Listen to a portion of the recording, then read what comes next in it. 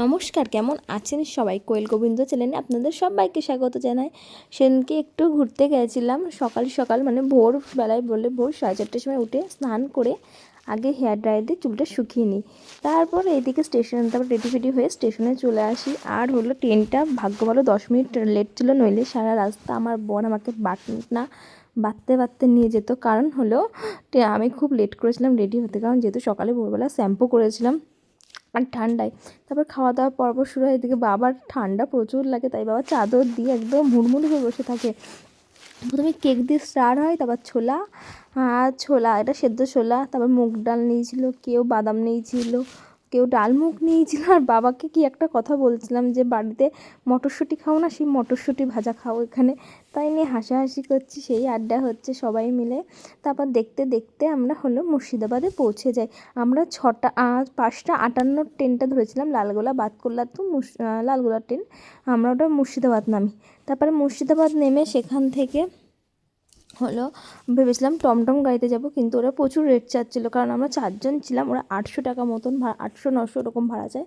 আমার দরকার নেই, কোনো বার্গেনিং করিনি। তারপর আমরা একটা টোটো পেয়েছিলাম, টোটোটা আমরা রিজার্ভ করেছিলাম এবং টোটোতে উঠে আমরা প্রথমে আসি এখানে একটা জায়গা। এটা হলো ওই মানে এই জায়গাটা হলো বাচ্চাদের কলিজা কেটে, মানে জ্যান্ত বাচ্চাদের কলিজা কেটে বেগমকে খাওয়ানো হতো বলে, আর তারই সমাধি এখানে যত সম্ভব, যেটা শুনলাম। আর এখানে জানি না কেন সবাই পয়সা দিয়েছে, মানে কী উপলক্ষে পয়সা দিয়েছে বলতে পারবো না, এটা ভালো কথা। এই যে তারই ওপরটা দেখো, ভিউটা খুব সুন্দর ছিল। আর এই ভেতরে গাছ লাগানো হবে বলে কাউকে যেতে দেওয়া হয় না। এদিকে আমার বর আমার ব্যাগটা টানছে, এটা জাস্ট তোমরা স্কিপ করে যাও। আর জানি না, মানে কিছুই ছিল না সেখানে। এখানে মানে ওই একটা ভিউ আর একটা গেট মতন, আর মানে আর কিছুই ছিল না। যে দূরটা এরকম অনেকটা এখানে লাগছে। তারপর ওইখান থেকে আমরা চলে আসি কবরস্থান, মানে যেখানে 1000টা সমাধি দেওয়া হয়েছিল। আর এটা হলো মীর জাফরের। ওখান থেকে একজনের কাছে শুনলাম যে এটা কি পুরো নবাবদের ছিল। বললো না, এটা মীর জাফরের পরিবারে যত লোক ছিল, যত সদস্য ছিল, তাদের মানে সমাধি দেওয়া হয়েছিল। আর এখানে না দেখলাম 2016 সাল, 2021 সালেও একজনের মানে ডেট হয়েছে, কিন্তু তারপর ভেবেছিলাম যে নতুন হয়তো কবর দেওয়া হয়েছে, কারণ 2021 সাল বলতেই কদিন মানে কয়েক বছর আগে যেই সালটা মানে গেল। দিয়ে এবার শুনলাম যে বললো যে যে এই যে পলিশ মানে রং করা হয়েছে যেদিনকে, তার ডেট দেওয়া, এটা কোনো কথা? মানে যেদিনকে রং করা হয়েছে সেই ডেট দেওয়ার কী দরকার? সব লেখামেখা মুছে যাচ্ছে, অতটা ভালোভাবে বোঝা যাচ্ছে না। আর ওখানে লেখা আছে এখানে খাবার ফেলবেন না, না কি যাই হোক লেখা আছে কবরস্থান। মানে দেখো কত কবর, মানে যারা মানে একটু স্পেশাল মানুষ ছিল তাদের মানে ঘরমর করে দেওয়া, আর যারা নর্মাল মানুষ ছিল তাদের এই যে তাদের নর্মাল মানে কোনো রকম সমাধি মানে দিয়েছে। এইগুলো মানে স্পেশাল মানুষদের জন্য। দেখো কতটা জায়গা জুড়ে একটা সমাধি দিয়ে। আর একটু একটু গায়ে কাটা লাগছিলো, মানে সব ইতিহাস, মানে ইতিহাসের বইয়ের পাতায় পড়েছি যেগুলো, সেগুলো মানে সামনাসামনি দেখছিলাম সিরাজদৌল্লা। কিন্তু আমরা হলো নদীর মানে নদী না গঙ্গা, যাই হোক ওইটার মানে ওটার ওই পারে যাইনি আমরা। এই পার দেখতে দেখতেই আমাদের টাইম হয়ে যাচ্ছিলো ট্রেনের, এই জন্য আমরা চলে আসি। সিরাজদৌল্লা যেখানে হত্যা হয়েছিল সেখানে।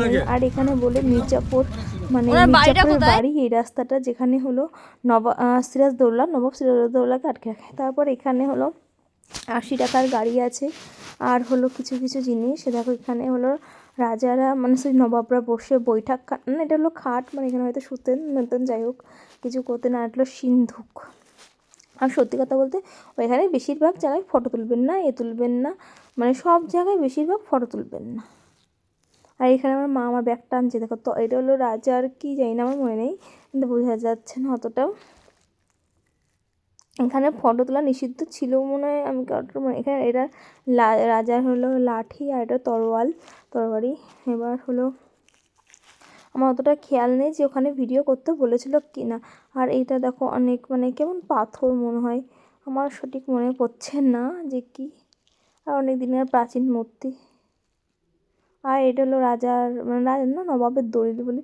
আর এখানে দেখো কত বড় হাঁড়ি কাবলা হয়, যেগুলো ইতিহাসে দেখেছি সেগুলো সত্যি মানে কত বড় বড় কড়াই, জাস্ট মানে দেখা, এগুলো বলে ব্যবহার করা হতো আগেকার দিনে। মানে এটা সত্যি কত বড় কড়াই, কত বড় কড়াইটা, মানে সত্যি ইতিহাস, মানে সত্যি এর কোনো রূপকথা না, মানে ভাবলেই গায়ে কাটা দেয়। আর এই দেখো এইটা হলো রূপোর ওই যে কি না রথ, রূপোর রথ, পুরো রথটার পাশেই হলো কাঠের। আর এটা হলো বসার টেবিল, মানে এখানে হলো বৈঠকখানা ছিল। আর ওখানে একটা পিতলের রথ ছিল। আর এর মধ্যেই হলো জগন্নাথের মন্দির আর রাসযাত্রা ছিল, যেখান থেকে আমরা চরণামৃত এবং একটু তিলক কাটলাম। আর সব থেকে দুঃখের বিষয় না, এখানে এসে না আমার মায়ের জুতো চুরি হয়ে গেছে। জুতো চুরি হয়ে গেছে, এই না সেম জুতো ছিল। আমার মা সেদিনকে নতুনই পামশু পরেছিল, আর কার ফাটা পামশু নিয়ে মা বাড়ি ছিল। মায়ের মনটা একটু খারাপ, কিন্তু কিছু করার ছিল না, যেটা হয়ে গেছে হয়ে গেছে, আর ভেবে লাভ নেই। আর ইনি বলছিল দেখো এটা সমাধি প্লাস মন্দির, মানে উপরে যে ডিজাইনগুলো, সমাধি না সরি মসজিদ সরি অনেকটা মসজিদের মতো। তারপর আমরা সেখান থেকে একটা রাজবাড়িতে আসি। এবার রাজবাড়িতে মানে সব জায়গায় ভিডিও করা নিষিদ্ধ, ফটো তোলা নিষিদ্ধ, এই জন্য কিছুটা করে ভিডিও নিলে এর যে লং ভিডিও হতো, প্রচুর বড় একটা ভিডিও হতো। এবার সব জায়গায় নিষিদ্ধ ছিল যেহেতু, এই জন্য মানে ভিডিও করা হয়নি। এসব জায়গায় খুব একটা নিষিদ্ধ ছিল না বললেই চলে। এখানে একটা মন্দির ছিল, যে মন্দিরটার নাম আমার মনে নেই। এই যে ঠাকুরটা আমি আর যাইনি কাছে, ঠাকুরটা দূর থেকে প্রণাম করেছিলাম। আর এটা হলো রাজবাড়ি, আর এটা রাজার পোশাক টোশাক, এটা পুস্তক ছিল। আর এখানে সব পুস্তক বই ছিল দলিল। আর এটা হলো চানাচুর ভাজা নাকি আমার বড়, হ্যাঁ চানাচুর ভাজতো, আমার বড় আমাকে বললো। এইটা দিয়ে বলে চানাচুর ভাজতো, ও ভালো জানবে এইসব, আমি সঠিক জানি না যে কী ভাজতো। আর এটা হলো জয় শ্রীরাম। আর এখানে আমি একটু নাটক করেছিলাম। আর এই গানটা আমি যে তোমার শুধু তুমি যে আমার। আর এখানে মাকে বলছিলাম যেহেতু এখানে ভিডিও করা নিষিদ্ধ, তুমি আমাকে নিচ থেকে কত জানলায় ফটো তুলে দাও। আর এই যে পুরো রাজবাড়িটা এরকম ছিল নবাবের। তারপরে আমরা আর একটা জায়গায় আসি, আর একটা টিকিট 30 টাকা 40 টাকা। আর এখানে বলছিলাম 60 তুই বাই চলে গেলি, তুই আসতে পারলি না। আর এখানে তো টোটাল নিষিদ্ধ ভিডিও করা, এটা একটা গুপ্ত সিঁড়ি, এখানে আমি একটু মানে নিষিদ্ধ ছিল না মানে ভিডিও করেছি। আর এখান থেকে এক গ্লাস আখের রস খেয়ে নিই, আখের রস খেয়ে পাঁপড় ভাজা কিনি, আর এই সিঁড়ি দিয়ে নিচে নামি। আর এইখানে একটু ভিডিও করা নিষিদ্ধ ছিল না বলে আমি এখানে ভিডিও করেছি। এটা একটা ঠাকুরের মন্দির ছিল।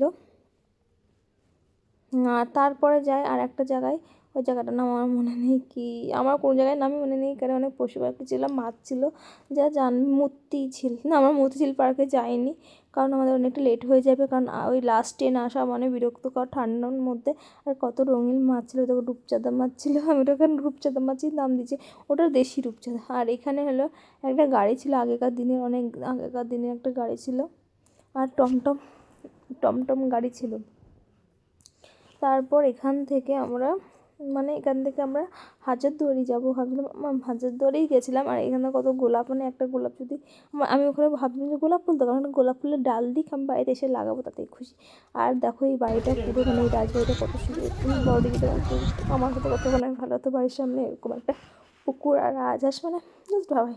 তারপর ওখানে আমরা খাওয়া দাওয়া করি, ডিম আলু খাবার এনেছে। তারপরে আমরা টোটো করে আবার আমরা স্টেশনে চলে আসি। এই যে মা না উঠতে পারছিল না বলে ও আবার উল্টো দিকে যাচ্ছিলো, দেখো ভালো করে। তারপরে আমরা সেখান থেকে ট্রেনে ধরি, আর প্রথমে বসার সিট না পেলেও বহরমপুরের পর আমরা বসার সিট পেয়ে যাই। আর ওকে একটু জ্বালাচ্ছিলাম ভিডিওর মধ্যে, মানে ঘুমের মধ্যে। আর এইটুকুনি ভিডিওটা, টাটা বাই বাই। তোমরা চ্যানেলটিকে সাবস্ক্রাইব করো, আর যারা ফেসবুক থেকে দেখছো তারা চ্যানেলটিকে ফলো করে দিও। আর ভালো থেকো। আর কারা কারা মুর্শিদাবাদে হাজারদুয়ারিতে গেছে কমেন্ট করে জানিও।